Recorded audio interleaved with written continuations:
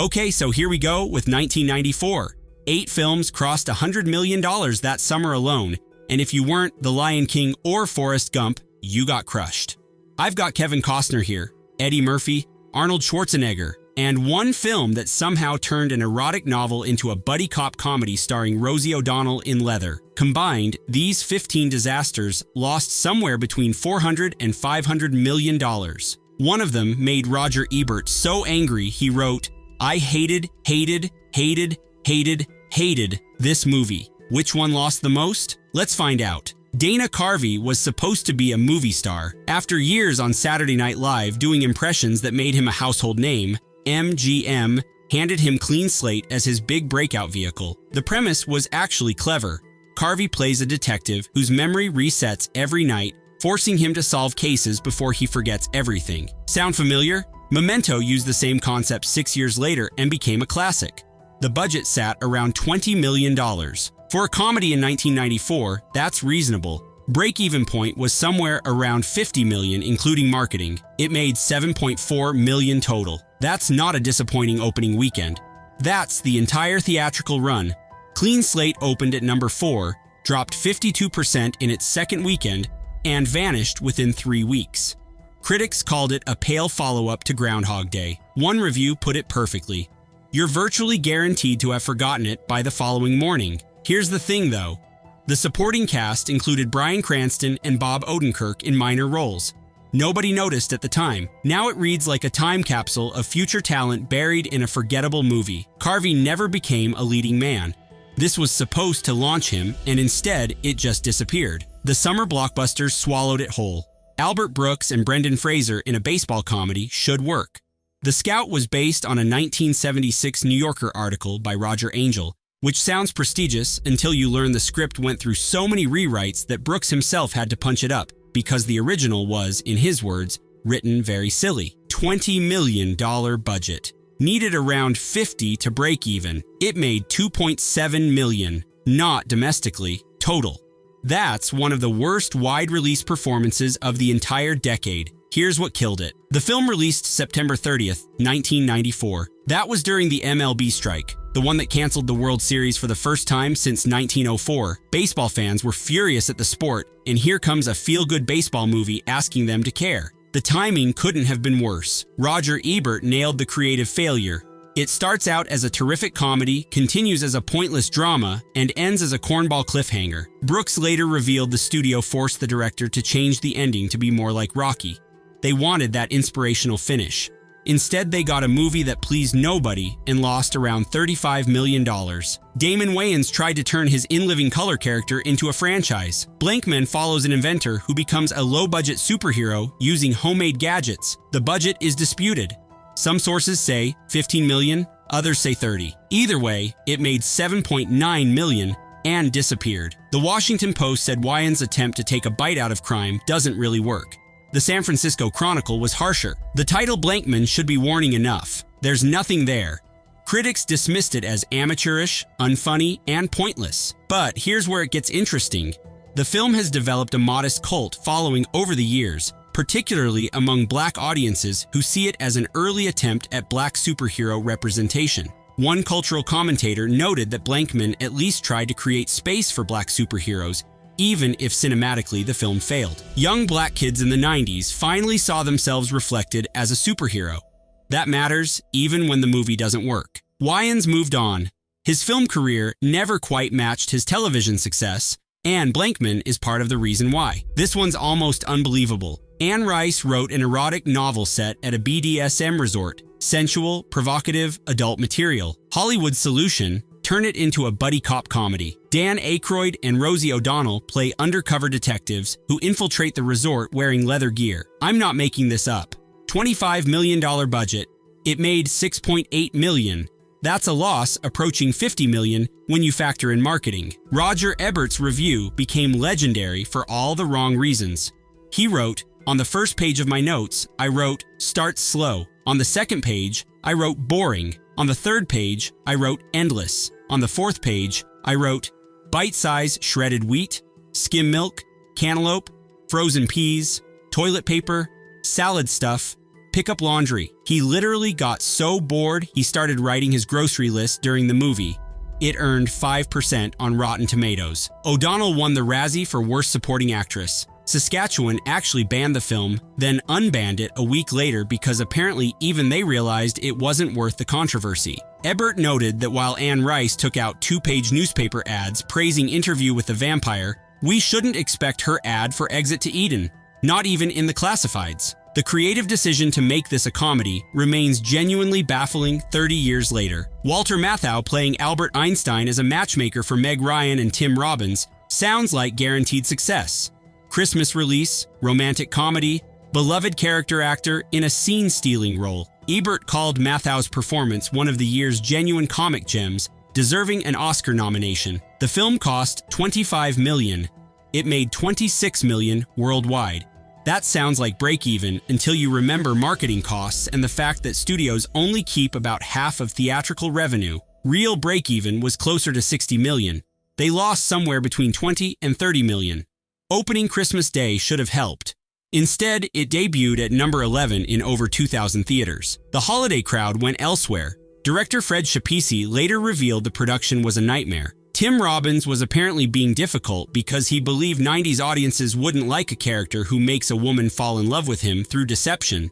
The original casting fell apart too. Peter Ustinov, Barry Humphries, and John Cleese were supposed to play Einstein's scientist friends, but scheduling conflicts killed it. Schapisi said nobody understood how strong they would have been together.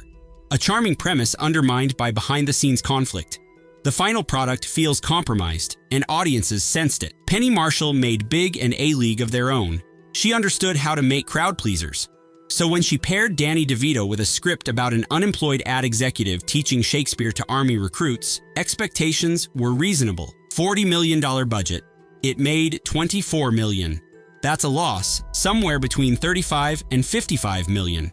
Critics called it Dead Poet Society meets Private Benjamin without the strengths of either. Ebert gave it 1.5 stars, calling it a labored, unconvincing comedy cobbled together from the half-understood remnants of its betters. The summer competition crushed it. You'd think Disney would cut their losses.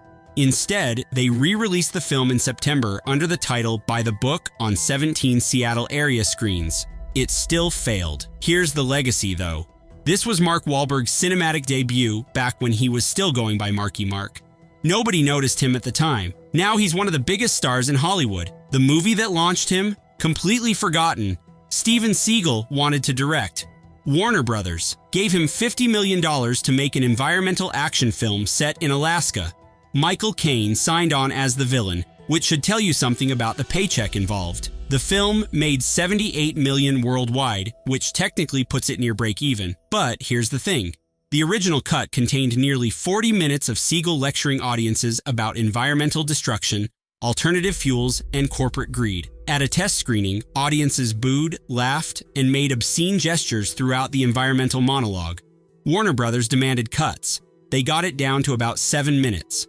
Audiences still walked out during screenings. Seagal won the Razzie for Worst Director. Variety called it a vanity production parading as a social statement. Michael Caine's American accent became legendary for its awfulness. One critic described it as a Texan brought up in the mean streets of London. Seagal never directed again. His subsequent career trajectory moved steadily toward direct-to-video releases, and this movie started that decline. The theatrical numbers looked acceptable. The reputation damage was permanent. Bruce Willis, in an erotic thriller, Color of Night, won the Golden Raspberry for Worst Picture of 1994. That's the only Best Picture Razzie winner to fail to win any other category despite receiving 9 nominations. The film became infamous for all the wrong reasons. $40 million budget, $46 million worldwide gross. After theatrical splits, that's a loss around $30 to $40 million. The production imploded. Director Richard Rush delivered his cut. Producer Andrew Vajna demanded changes. Rush refused. Vajna fired him in April 1994 using his contractual final cut authority. The explicit content sparked MPAA battles and generated notorious buzz around alleged scenes with Willis. Here's where it gets interesting.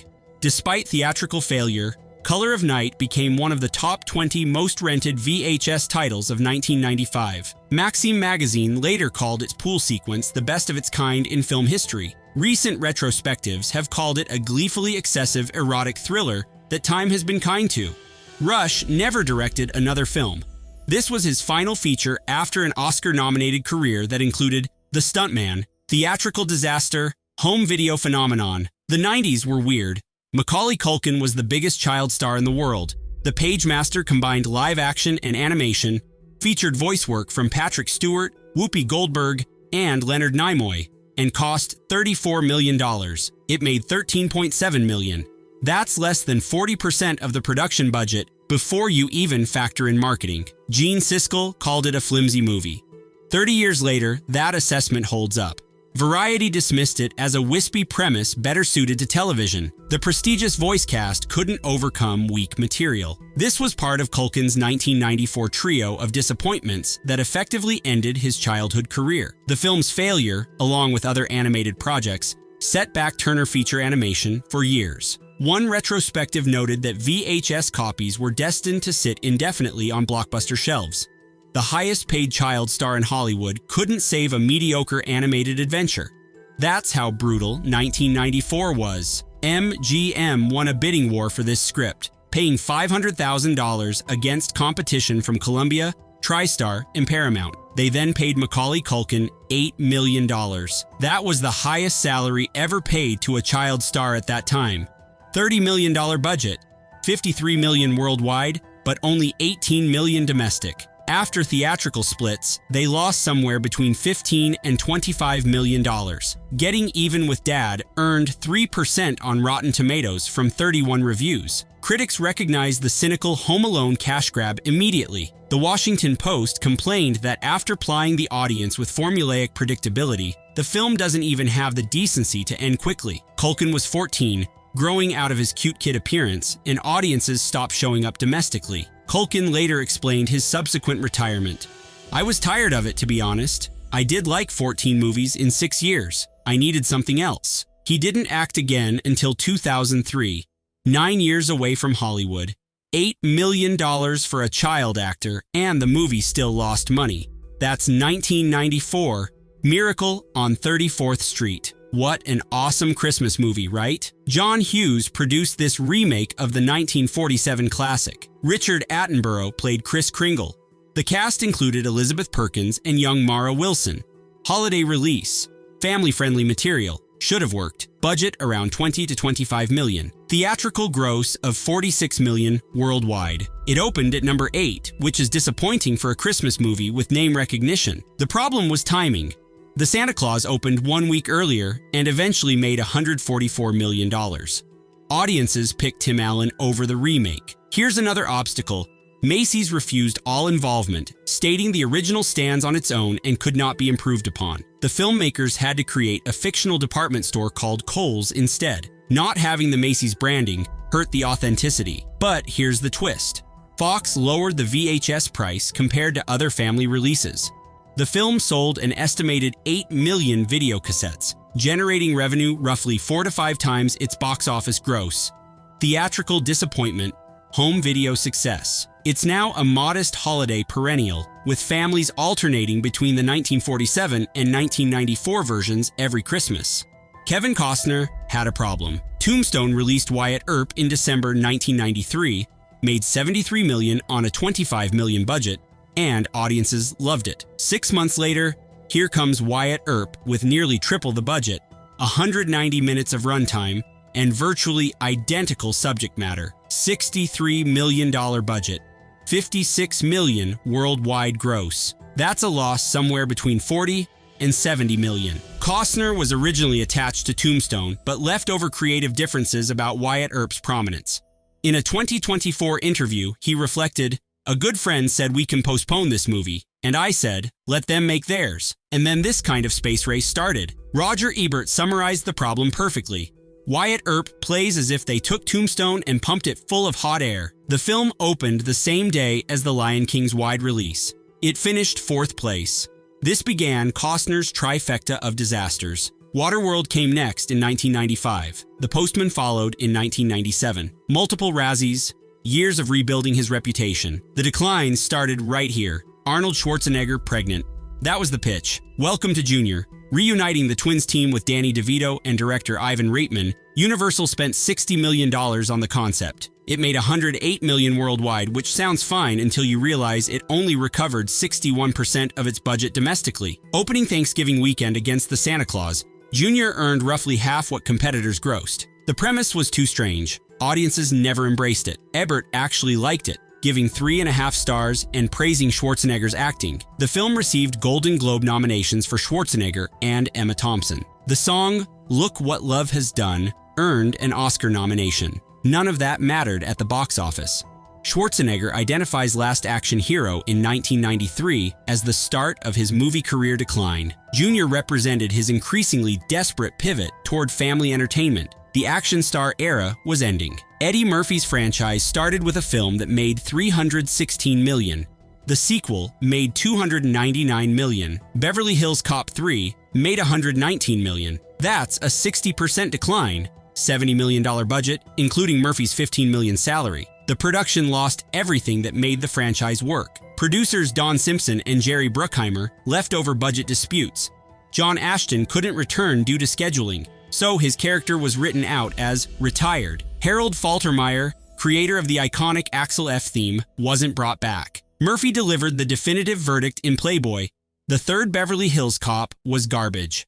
Co-star Bronson Pinchot revealed Murphy was really depressed during filming. Director John Landis claimed Murphy worked against the comedy by deliberately not being funny. Murphy knew the movie wouldn't work when he filmed a scene on a carousel. His quote, "When you're on a carousel, that means the movie's not going to work." Entertainment Weekly gave it a D-. Murphy's redemption came with The Nutty Professor in 1996. But 1994? This was rock bottom. Rob Reiner made This Is Spinal Tap, Stand By Me, The Princess Bride, When Harry Met Sally, Misery, A Few Good Men. 6 beloved hits in a row. Then he made North. $40 million budget, $12 million worldwide gross. That's an estimated loss between $65 and $80 million. The biggest financial disaster of 1994. Roger Ebert's review became so legendary it inspired the title of his book. He wrote, "I hated this movie. Hated this movie. Hated it. Hated every simpering, stupid, vacant, audience-insulting moment of it." Gene Siskel was equally savage. "There isn't a gag that works. You couldn't write worse jokes if I told you to write worse jokes. The ethnic stereotyping is appalling." Both critics independently named it the worst film of 1994. The cast included Elijah Wood, Bruce Willis, Jason Alexander, Julia Louis-Dreyfus, and a 9-year-old making her screen debut. That kid was Scarlett Johansson. Reiner's career never fully recovered. His subsequent films proved a far cry from his stellar 80s and early 90s work. One disastrous comedy undid a decade of goodwill. 1994 taught Hollywood a brutal lesson.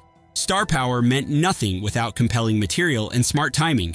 Costner, Murphy, Seagal, Culkin, Schwarzenegger.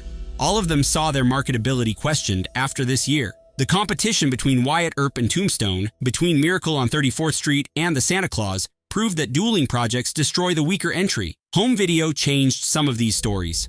Color of Night became a rental phenomenon. Miracle sold 8 million tapes, but theatrically, these 15 films lost nearly $500 million combined. The star vehicle was dying. The franchise era was coming. 1994 was the year Hollywood learned the difference.